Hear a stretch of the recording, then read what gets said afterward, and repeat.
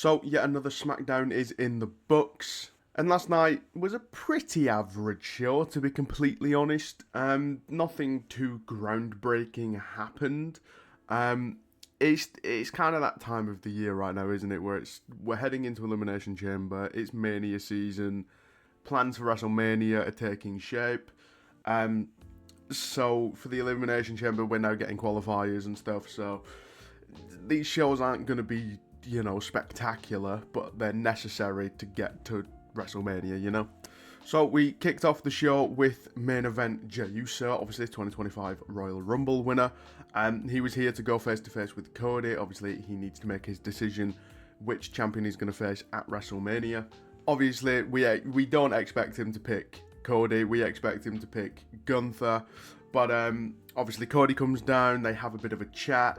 Cody saying like, look, if you pick me, I'm going to win at WrestleMania. Like, I'm not going to kind of take it easy on you because we're friends kind of thing. He also said a line that I quite liked about how, if you pick me, we can go out tonight, we can kind of be friends, but then after this, it's all business kind of thing, which I thought was good. And then this actually brought out the bloodline, former bloodline now, so Jacob and Tama Tonga, and they were basically just giving both of them grief because why not, apparently. We do know that Jacob has a Elimination Chamber qualifying match next week, I believe, on SmackDown. He takes on Braun and Damian Priest, yeah, this was kind of unnecessary, but we could all see where it was going, so it did set up a tag match for the main event. We then had Bianca Belair taking on Piper Niven. Winner qualifies for the Elimination Chamber, obviously the Women's Elimination Chamber. Bianca Belair did get the win. Match was fine.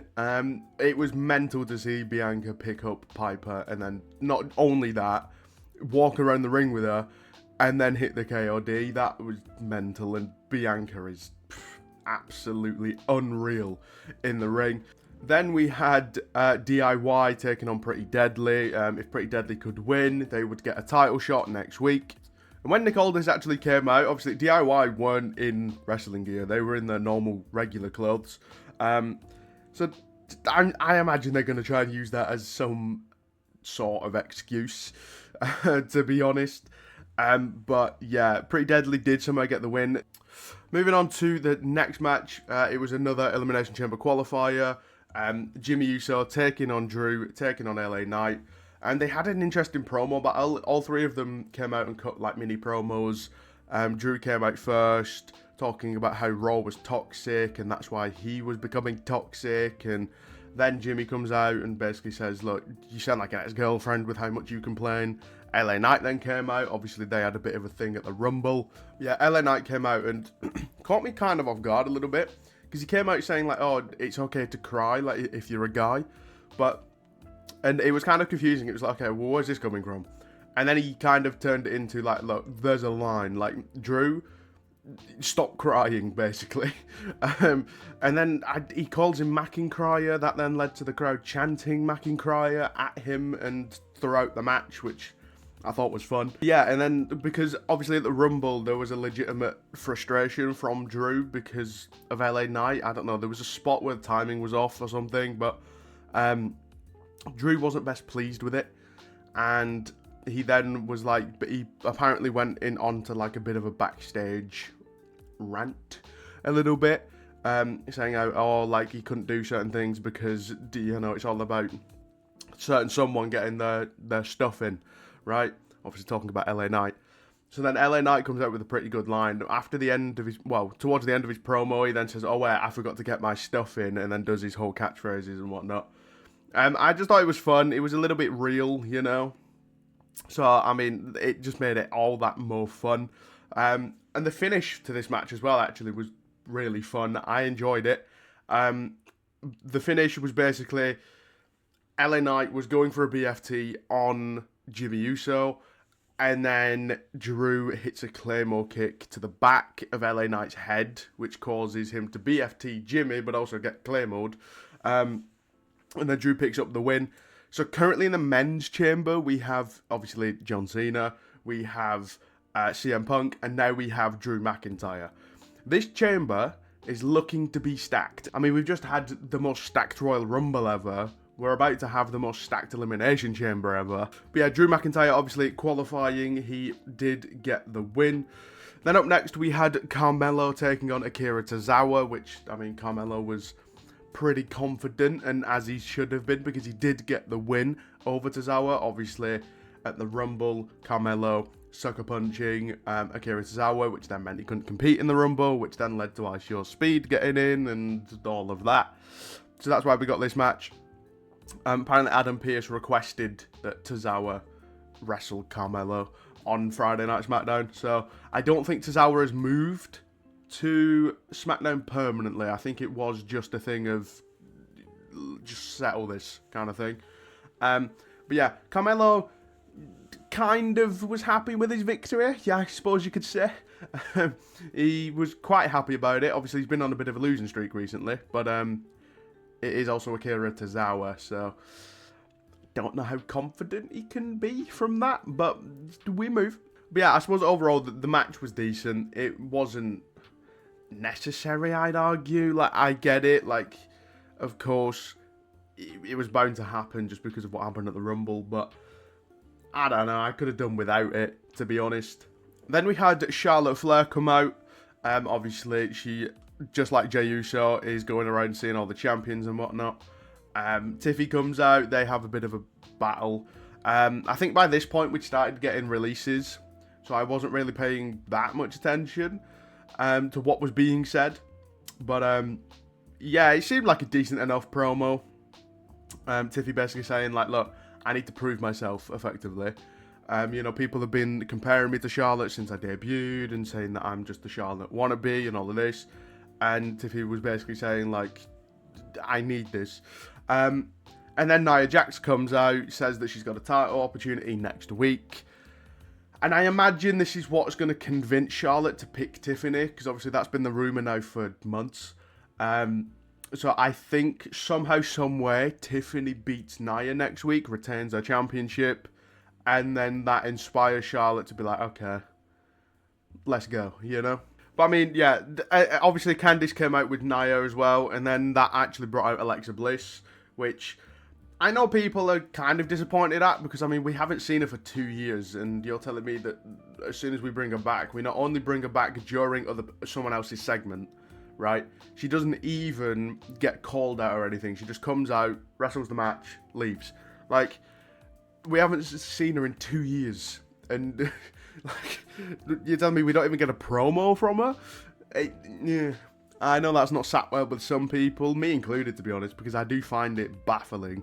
You know, if you think back to, like, Cody Rhodes coming back, CM Punk coming back, straight away they were put on Raw to make a promo, you know, or to cut a promo, you know? So I don't know why with Alexa Bliss we haven't done it. Maybe it's because creative plans don't really know where to go yet. But probably the biggest talking point of this match, the glitches. The Wyatts are watching. They also did tweet as well, either after the match or during the match, just the word she. Obviously, they did a journal entry ages ago now, like talking about this mysterious she. Obviously, we all knew, or at least figured, that it was about Alexa Bliss, and it does seem to be the case. And yeah, obviously, there was the whole confusion with Alexa this week, because after the Rumble, it was reported that she was going to be on Monday Night Raw, so we all tuned into Raw expecting to see her. We then didn't. She didn't even get mentioned other than in the recap of the Rumble. And then it came out like yesterday or something like that, maybe the day before, that she would actually be on SmackDown. And then obviously now she is on SmackDown. I don't know if this is a thing of like the creative team have tried to come up with something for her, you know, to kind of delay the Wyatts and on that storyline playing out. Maybe they didn't have anything, and then they were like, okay, well, maybe let's just do the Wyatt story now, and then we can build it and build it and build it, and then maybe past Mania, she's either already joined or she's about to join or whatever, because right now all we've had is a glitch, you know? So I don't think she's in the group yet. Then we had obviously the main event, Jay and Cody taking on Jacob and Tama. And by this point, we'd been having loads of releases, so I'll be honest, kind of took away from this match. I, again, wasn't paying that much attention, just because I was on Twitter looking through to see if any more had happened. But by this point, we'd had quite a few, and they were quite shocking. So yeah, I'll be honest, I wasn't paying too much attention to this match, but it seemed fine. It didn't seem like, I don't know, it seemed kind of pointless. I think they're really trying to plant this seed of like, oh, but Jay could go for Cody at Mania, but I just don't see it, because then I don't know. I've been saying this for a while now. Like, for me, the order of the championships go like, obviously the mid-card belts, then you've got the World Heavyweight Championship, then it's the WWE Championship, you know? So I don't see Jay winning the WWE Championship. I think the World Heavyweight Championship would suit him better, to be honest. Which is why I think he chooses Gunther, and then we get that match, and then he hopefully, assuming Triple H isn't being a melon, we actually get Jey Uso as world champion coming out of WrestleMania. But Jey Uso and Cody Rhodes did pick up the victory, and then after the match, Solo SIKOA came back and spiked Cody, because who knows, you know? I mean, I've already seen criticism for this, and honestly, rightfully so, because for the longest time now, not just Cody fans, but fans in general, have been wanting Cody to be away from the bloodline. And I know technically Solo now isn't classed as the bloodline, because he lost to Roman, he's not a tribal chief. But, let's be honest, we're probably still going to refer to them as the bloodline. But, yeah, I don't understand why Cody keeps finding himself. I understand the story, like, of all these Samoans wanting to take the championship from him because, you know, to bring it back to their family. Fair enough. But Solo's not the guy. He's not. And I said this the other day, actually, while I was live on TikTok. For me, Solo has got a lot of work to do before he's even considered World Championship material, right? He can challenge for the championships, but he's never going to win them, is my point. You know, nobody's ever looked at Solo, besides Bloodline stands that are delusional, you know, nobody's ever looked at Solo and gone, oh my god, he's going to beat Cody Rhodes for the WWE Championship, you know? We all expect Cody to beat him every time. And this is no different. If this happens at Elimination Chamber, yeah, cool, but we know he's not winning, you know?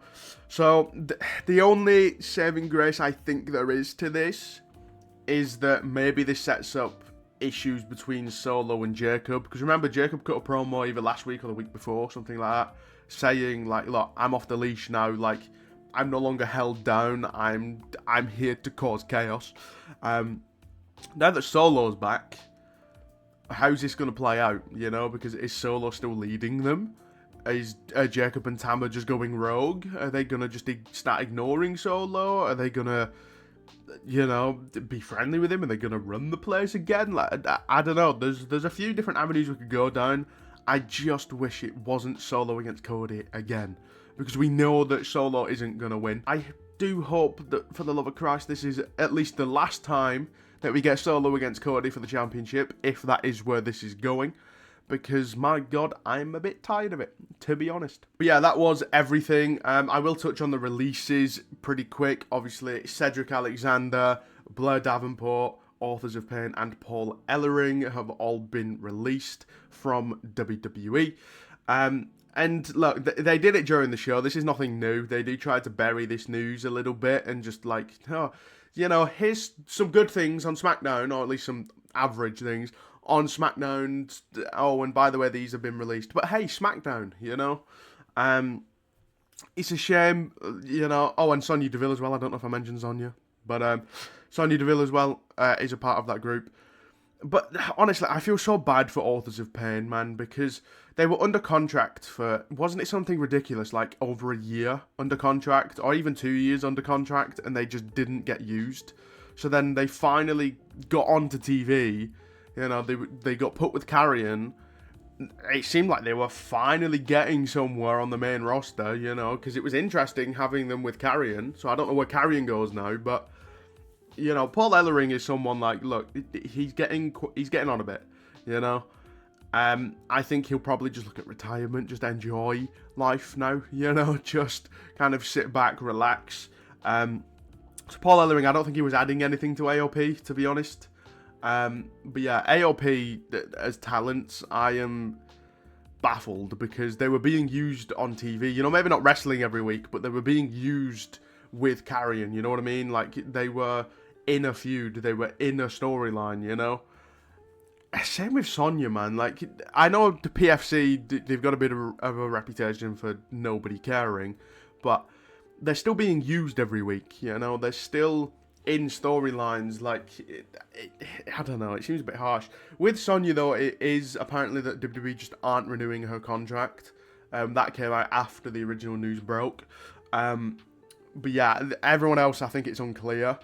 But Cedric, to be honest, to me, isn't a surprise. Although it is a little bit because he literally just went back to NXT.